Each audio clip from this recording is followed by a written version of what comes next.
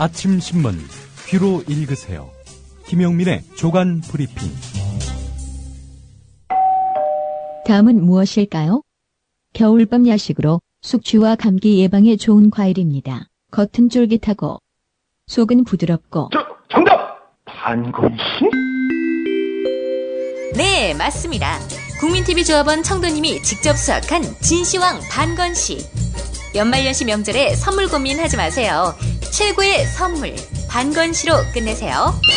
010-2128-2644 010-2128-2644 다음 검색창에 진시황 반건씨를 검색하세요. 나라가 이꼴인 듯 맛있는 반건씨라니.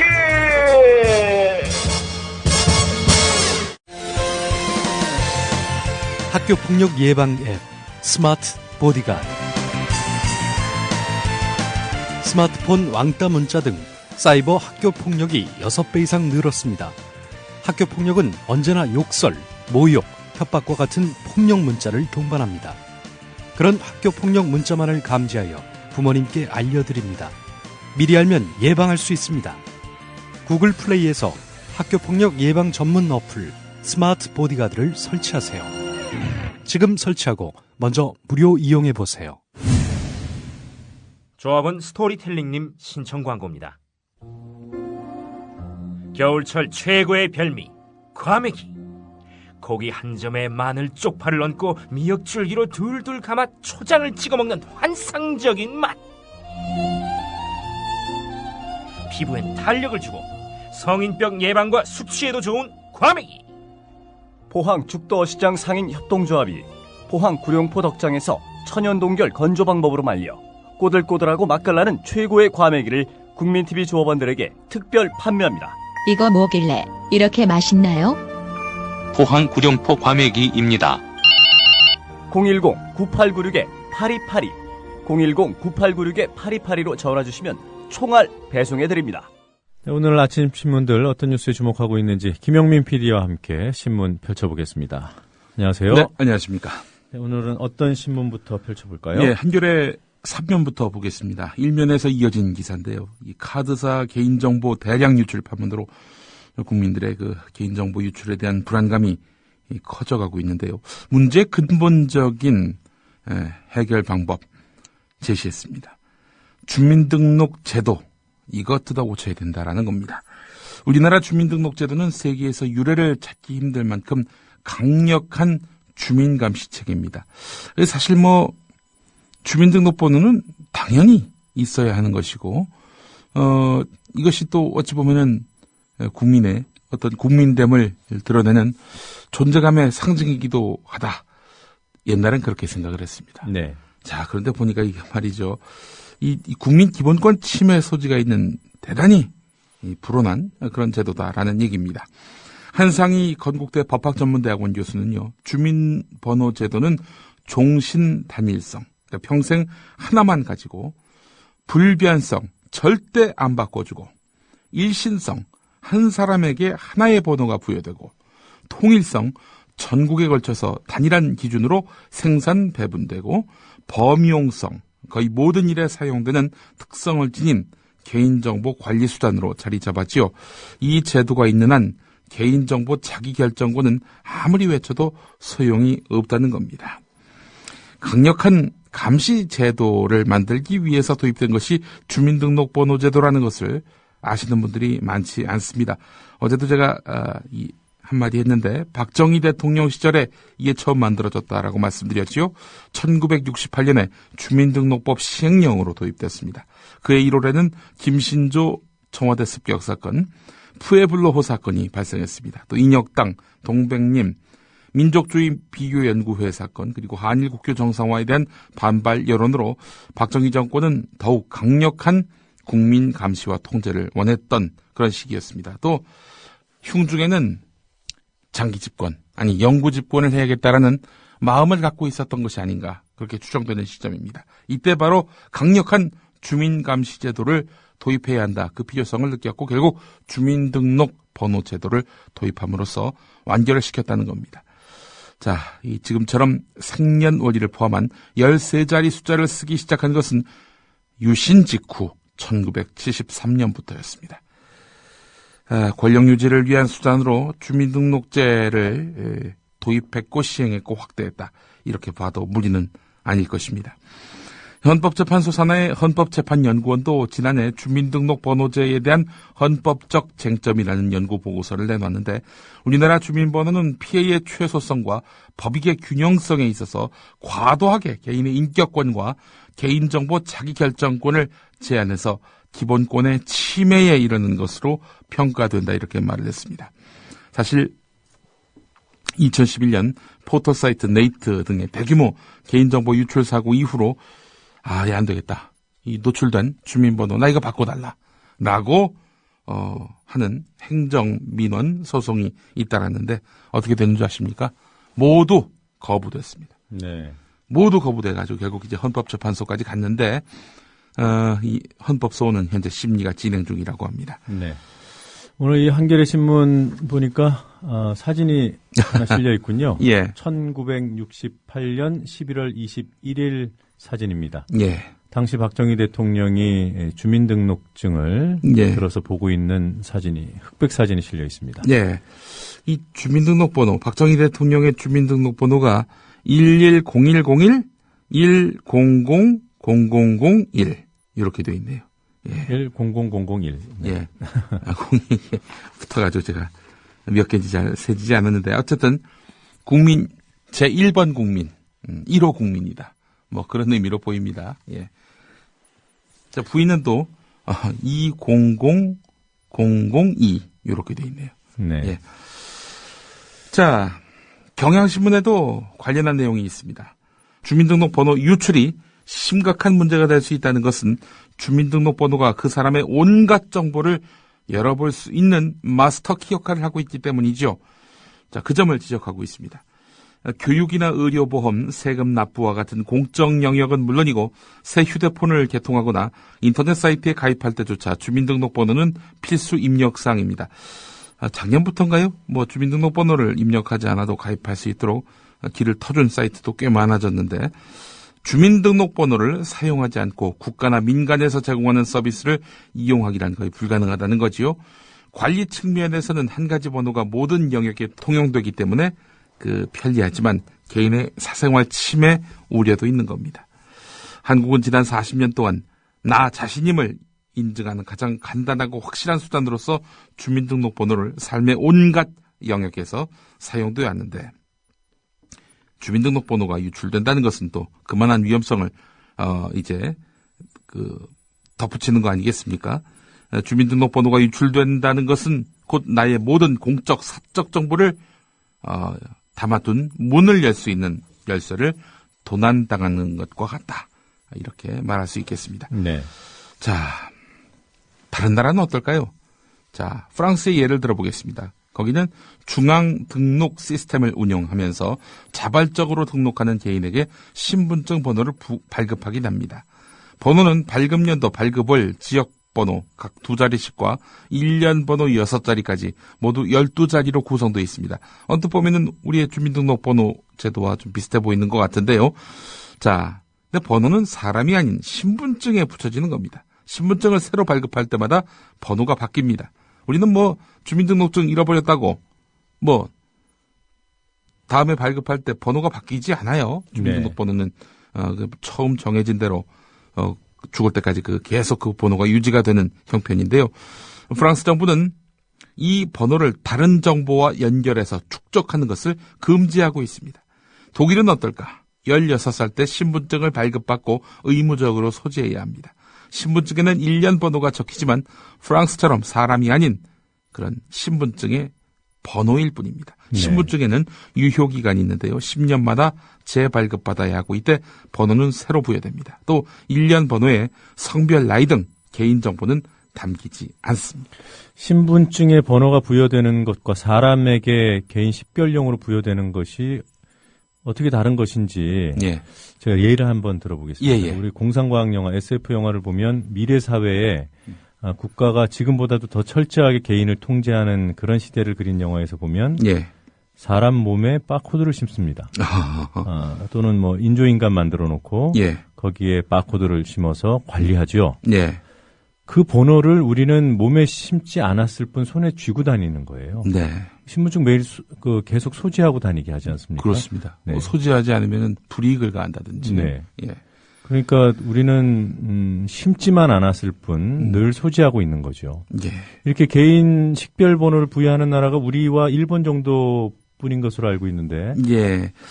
이 미국 같은 경우도 주민등록번호와 같은 개인 식별번호는 없는데요. 다만 네. 사회보장번호가 이제 개인이 신청하는 경우 주어지긴 하지만 이 번호 자체에는 별 의미가 없어서 개인의 특성을 유추할 수 없도록 되어 있습니다. 근데 우리는 지금 보니까 생년월일, 저 등록지가 어디고 또 성별이 무엇인지 한 번에 다 파악이 되지 않습니까? 네. 포르투갈의 예를 한번 좀 살펴볼 필요가 있습니다. 헌법에서 개인 식별번호를 두는 것을 금지하고 있습니다. 포르투갈 헌법 35조 3항을 보면 모든 국민에게 단 하나의 고유 번호를 할당하는 행위를 금한다 이렇게 되어 있습니다. 네. 왜 금할지 이 포르투갈 뭐 다 이유와 사정이 있겠죠. 국민의 기본권이 그 가장 큰 이유일 겁니다. 네, 인권이죠. 예. 네, 일본 같은 경우도 개인 식별번호를 쓰고는 있지만 예. 아주 제한적으로 쓰도록 되어 있습니다. 네, 그렇습니다. 사기업에서는 요구하지 못하도록 되어 있고요. 네. 그러니까 우리나라처럼 일사불란한 개인 식별번호 체계 그리고 광범위하게 이것이 통용되는 사회는 글쎄요 제가 아는 한은 없어요. 네. 그리고 만약에 이번과 같은 예. 이 개인정보 유출 사태가 없는 상태에서 주민등록증 문제라든가 주민번호 문제를 제기했으면은 어떤 취급을 당했을까요? 혹시 우리 체제에 그렇죠. 체제를 거부한다든가 그렇게 그동안 그래 왔습니다. 이 얘기가 없던 얘기가 지금 갑자기 튀어나온 게 아니고요. 예. 꾸준하게 제기되어 온 문제들인데 이제 부각이 되는 거고요. 그만큼 우리나라는 이런 국가가 국가의 통제력이 매우 강한 나라고 예. 그것에 대해서 문제 제기를 하고 비판을 하면 수용하기 어려운 그런 예. 어떤 통제된 사회, 전체주의 사회 그런 면이 많이 남아 있죠 아직은. 네. 이석기 의원이 만약에 이 사건 아니고 일전에 주민등록번호제도 문제 있다라고 얘기했다면 어떻게 됐을까요? 아마 이번 정당 해산 심판 정부 때 이석기가 이런 말을 했다라면서 올라가지 않았겠는가 뭐 추정을 해봅니다. 자, 한상희 교수가요 대안을 제시했습니다. 우선 주민등록번호 바꿀 수 있도록 하자. 네. 개인이 원하면. 그 다음은 장기적으로는 주민등록번호 자체를 없애도록 하자. 없애야지요. 예. 이 포르투갈 같은 나라에서 헌법에 금지하고 있는 것을 21세기 대한민국이 여전히 통용하고 있다면 글쎄요. 뭐 포르투갈이 정답은 아니겠습니다만 예. 세계 표준은 개인 식별번호가 없는 거예요. 예. 그러니까 선진국 타령 다른 데서 하지 말고 이런 데서 좀 본받읍시다. 국격 운운할 때 이것도 좀 관심을 갖고 살펴봐야 되겠습니다. 한국일보 일면을 가보면요. 이 정부가 뭐 대책을 하나 내놓았는데 천편일률적으로 5년으로 되어 있는 카드 유효 기간을 고객이 선택할 수 있도록 하는 방안이 추진된다는 내용입니다. 2년에서 5년 사이에서 이렇게 고객이 카드 유효 기간을 결정할 수 있도록 한다는 건데요. 카드 고객 정보 유출 등의 사고 발생 때 피해를 줄이고 위변조 가능성도 낮추기 위한 그런 방안이라고 합니다.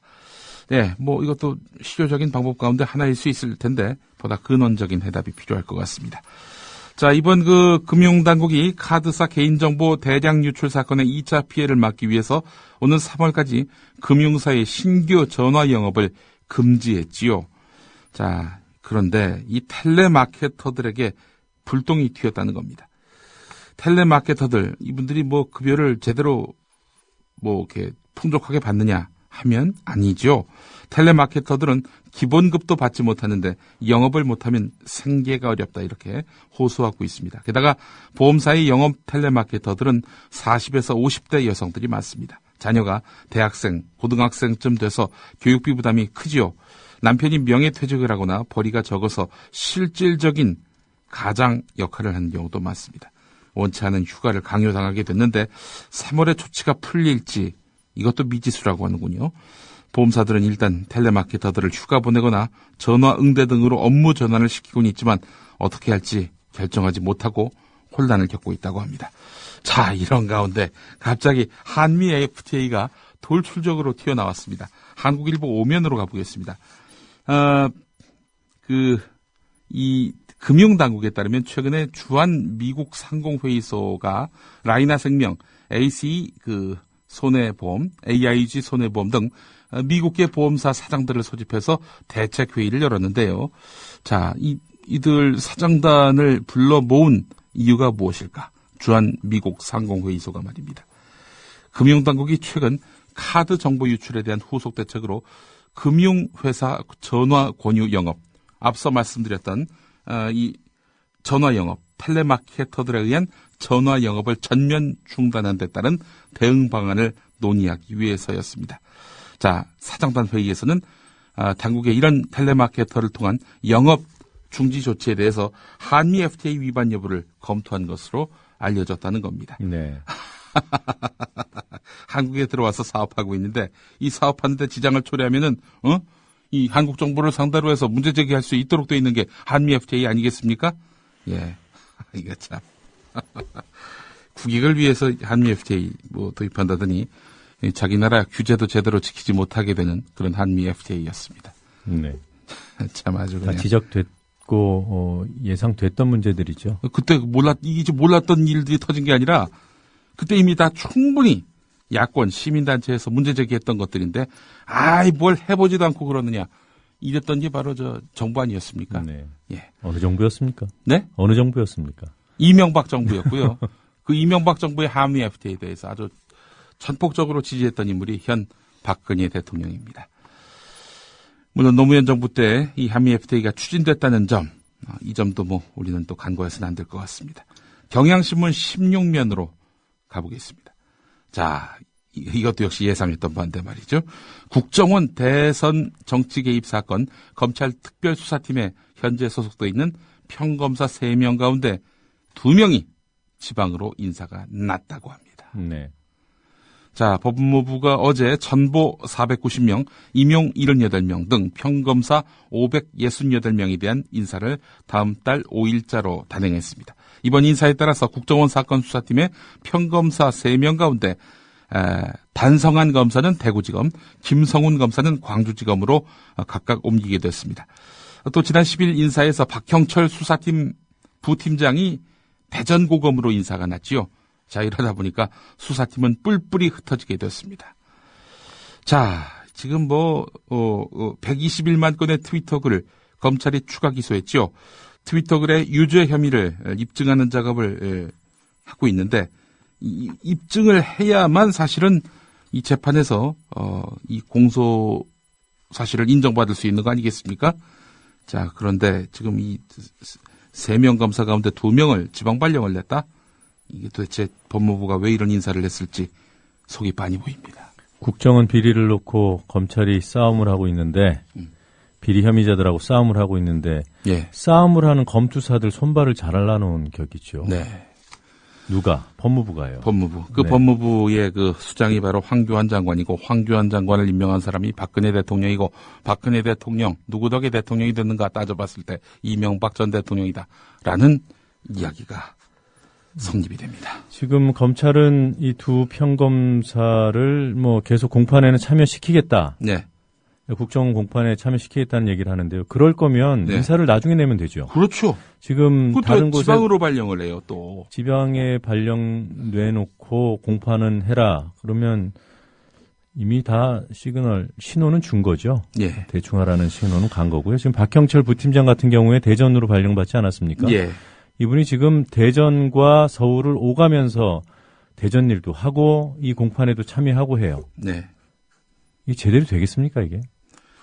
이게 그야말로 국정원 수사팀을 무력화시키기 위한 권력 차원의 아주 집요한 공작이 이루어지고 있다. 이렇게 봤을 때 누가 여기다 반론을 제기할 수 있겠습니까? 네. 이건 수사팀 깨는 것이 분명한 인사고요. 네. 네. 그렇습니다. 자, 한겨레 오늘 일면 머릿 기사입니다. 한겨레가 여론조사 전문기관인 리서치 플러스에 맡겨서 최근에 실시한 서울, 경기, 인천, 충남, 광주, 부산 이렇게 광역 자치단체 6곳의 여론조사 결과를 보면은 민주당 소속인 박원순 서울시장과 송영길 인천시장은 새누리당과 안철수 신당 쪽 후보의 출마를 가정한 3자 가상 대결에서 또 앞서는 것으로 나타났습니다. 서울은 7.9, 인천은 9.8%포인트 이렇게 앞서는 걸로 나타났습니다. 3자 구도가 최악의 구도임에도 불구하고 민주당 후보들이 상당히 앞서고 있다 이런 얘기입니다. 안희정 충남지사도 새누리당 예비 후보와의 양자 대결에서 최소 19.4%포인트라는 큰 차이로 앞서는 걸로 나타났습니다. 자, 민주당의 자존심이 걸린 광주시장 선거는 어떻게 될 것인가? 여론조사 결과를 보면은 안철수 신당 쪽 윤장현 새정치추진위원회 공동위원장이 민주당 유력 예상 후보들을 10.7에서 6.2%포인트 차로 제치고 지지율 1위를 기록한 것으로 나타났습니다. 경기도지사 선거에서도 김상곤 현 경기도 교육감이 안철수 신당 후보로 나올 경우 새누리당, 민주당의 예상 후보를 최소 4.1%포인트에서 최대 11.3%포인트까지 앞서는 결과가 나왔습니다. 네. 자, 뭐 이래저래 참 새누리당으로서는 참 이번 선거 참 이렇게 암담하네요. 부산에서도요. 오거돈 전 해양수산부 장관이 안철수 신당으로 출마하면은 오차 범위 안에 서지만 우위를 점하는 것으로 나타났습니다. 이번 조사는 리서치 플러스가 지난 22일부터 25일까지 진행을 했고요. 서울, 경기, 인천, 충남, 광주, 부산 지역에 만 19살 이상 시민 지역별로 700명씩 총 4,200명을 대상으로 유선 전화와 휴대전화를 절반씩 섞어서 조사를 했고요. 신뢰 수준 95%에 표본 오차 플러스 마이너스 3.7%, 응답률은 최대 17.9%였습니다. 네. 자, 뭐 보니까 광주 같은 경우에는 이병환 노무현재단 이사장의 무소속 출마로 예. 민주당 후보 쪽이 상당히 곤란해지는 그런 형국인 것 같고요. 예. 경기 같은 경우에는 뭐 지금 뭐 박원순, 안희정, 송영길 시장 네. 이분들 같은 경우에는 뭐 현직이기 때문에 예. 뭐 이 결과가 실제로 반영된다 하더라도 뭐 승리라고 할 수는 없고요. 네. 경기 같은 경우에는 지금 새누리당이 가지고 있는 곳이기 때문에 네. 여론조사가 좀 주목되는데 네.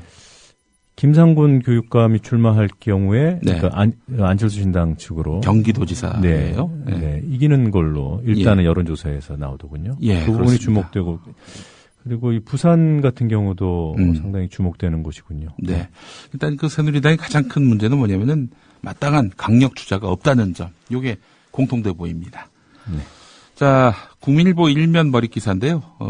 전국 지자체 230곳을 조사해 봤는데 우리 동네 사회의 질은 얼마나 될지, 사회의 질. 유럽에서 시작된 그 최신 사회 발전 지표지요. 복지, 교육, 문화, 의료 등 사회 인프라 수준을 의미하는데 1등은 서울 종로구, 2등은 대구 중구, 3등은 이 경기도 과천시, 4등은 전북 전주시, 5등은 서울 강남구인 것으로 나타났고요. 뒤에서 5등도 소개하겠습니다. 꼴등은 경북 영덕군, 229등은 전북 임실군, 228등은 경북 의성군, 227등은 경북 성주군, 226등은 전북 김제시 이렇게 나왔습니다. 국회 입법조사처의 자료라고 하는데 말이죠. 국민일보와 민주당 박민수 의원이 최근에 발간한 연구 용역 보고서 분석 결과입니다. 박민수 의원은 임실이 지역구인데 뒤에서 2등을 했네요. 예. 자, 앞서 본 그 지방선거 관련 그 여론조사 네. 관련해서 한 가지만 더 말씀을 예. 좀 드리고 싶은데 지금 새누리당 정부를 심판해야 된다고 주장하는 사람들 입장에서 볼 때 네. 뭐 야권 통합, 야권 최소한의 연대가 필요한 거 아니냐 이런 주장들을 하시잖아요. 예. 어떻게 하는 것이 이분들이 바라는 바일까? 좀 퍼뜩 든 생각이 있어서 말씀 한 가지 드려보겠습니다. 네. 우리 김용민 PD 의견도 좀 물을 겸. 예.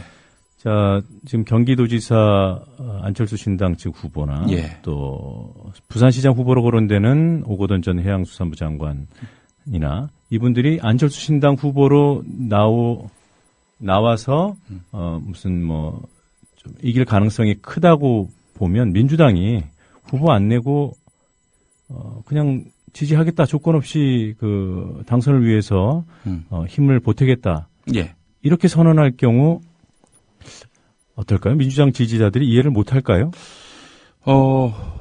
그렇습니다. 저도요. 그것도 그 다른 형태의 야권 연대 아니겠습니까? 네. 예. 지금 뭐 안철수 신당 측에 뭐 연대하자 네. 이거 저 협상을 하자 하지 말고 예.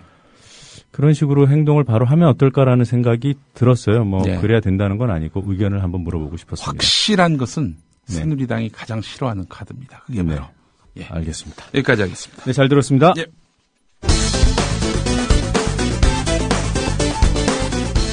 어제 KBS, MBC, SBS 등 지상파 3사, YTN과 뉴스Y 등 뉴스 채널, 그리고 JTBC와 TV조선, 채널A 같은 종편 채널의 뉴스에서 정당 해산 심판 청구 관련 뉴스를 살펴봤습니다. 황교안 법무부 장관과 이정희 통합진보당 대표의 육상으로 무엇이 나갔는지 대조해봤습니다. 우선 황교안 장관부터 들어보시지요. KBS, MBC, SBS, YTN과 뉴스Y, JTBC와 TV조선, 채널A 순입니다. 북한 추종성은 북한의 대남 혁명 전략에 따라 대한민국을 파괴하려는 당의 기본 노선에 근거한 것입니다. 통합진보당의 이러한 북한 추종성은 북한의 대남 혁명 전략에 따라 대한민국을 파괴하려는 당의 기본 노선에 근거한 것입니다. 장성택, 처형 등 북한의 명백한 반국가적, 반민주적, 반인권적 행태에 대하여 비판하거나 심지어는 반대의 뜻을 나타낸 적이 없습니다. 정당한 그 목적, 조직과 활동이 민주적이어야 한다고 선언함으로써 헌법상 보호받는 정당에 대해 그에 상응한 책임을 묻고 있습니다. 통합진보당의 이러한 북한 추종성은 북한의 대남 혁명 전략에 따라 대한민국을 파괴하려는 당의 기본 노선에 근거한 것입니다. 최고 이념인 진보적 민주주의 그리고 강령의 구체적인 내용들은 현 정권을 타도하고 북한과 연방제 통일을 이루겠다고 하는 것으로서 당의 핵심 간부들을 북한을 추종하는 NL계열 인물로 당선시킨 후 진보적 민주주의 등 당의 강령과 투쟁 노선을 실현하여 왔습니다.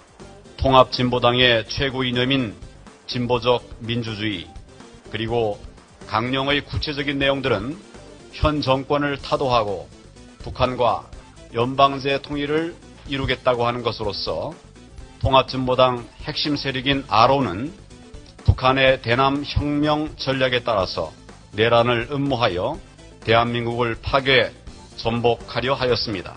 모두 2분 15초였습니다. 그런데 겹치는 게 많았지요? 통합진보당의 이러한 북한 추종성은 북한의 대남 혁명 전략에 따라 대한민국을 파괴하려는 당의 기본 노선에 근거한 것입니다. KBS, MBC, YTN, 뉴스Y, JTBC가 정확하게 이 부분을 선택했네요. 마치 짠 것처럼. 다음은 이정희 대표. 부당한 특권 해체와 동등한 주권 보장을 말했지 누구에게만 주권을 부여하고 어느 누구의 기본권을 빼앗겠다고 하지 않았습니다. 진보당은 부당한 특권 해체와 동등한 주권 보장을 말했지 누구에게만 주권을 부여하고 어느 누구의 기본권을 빼앗겠다고 하지 않았습니다. 과거 민주노동당이 북의 지령에 따라 강령을 개정했다고 주장해온 정부는 누구를 통해 그 지령이 당에 전달되었는지는 알 수 없다고 스스로 자인하였습니다. 집권자가 정치적 견해를 달리하는 야당의 존재를 인정하는 것은 민주정치의 최소한의 요건입니다. 독재의 첫 번째 징표는 바로 집권자가 야당의 활동을 방해, 금지하는 것입니다. 한국 사회는 오랜 기간 야당을 말살하려 한 독재 치하에 놓여 있었습니다. 이 사건 정당해산 청구는 한국 사회의 민주주의의 급격한 후퇴를 극명하게 보여줍니다.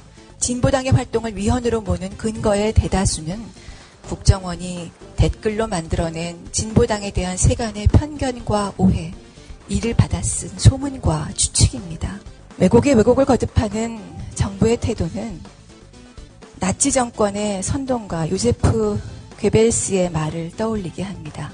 증거의 상당수는 당과 무관한 개인의 활동 자료이거나 관련 형사사건에서 위법 수집 증거로 배제된 것이거나 아예 문서 기재 내용을 거꾸로 해석한 것들입니다. 나치 정권의 이 선동가의 태도와 오늘 정부의 태도가 무엇이 다른지 의문입니다. 민주와 상반되는 개념으로서 독재의 첫 번째 징표는 바로 집권자가 야당의 활동을 방해, 금지하는 것입니다. 황교안 장관의 경우 2분 15초, 이정희 대표는 1분 47초였습니다. 어제 홍성규 통합진보당 대변인 막중한 사명을 가진 언론인 여러분들께 공정하고 객관적인 보도에 힘써 주실 것을 부탁드립니다.